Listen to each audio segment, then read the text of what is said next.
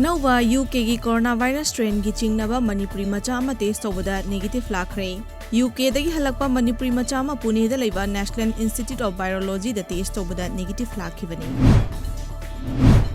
Tata truck ता नारोंदा पुरकपा Indian made foreign liquor Imphal west commando की टीम अमना फागतपा ngamkhre।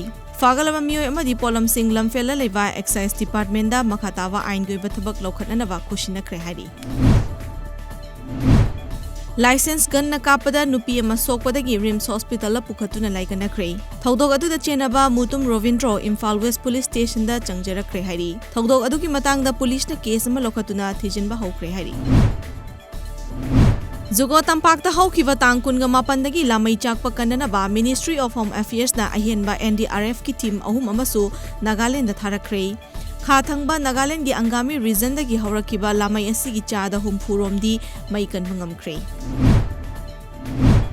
धनमंजरी यूनिवर्सिटी की ओजा सिंह अमदी लेंगा की मरकता यानदना लैरिबा वाफम सिंह अथुबदा यानदुना क्लास तौबा हौबिरो नत्रबदी मखल मखा कया की खोंजंग चंगसिलगनी हाइना धनमंजरी यूनिवर्सिटी की मखादा लैबा DM कॉलेज ऑफ आर्ट्स की स्टूडेंट यूनियन फोंदोरखली।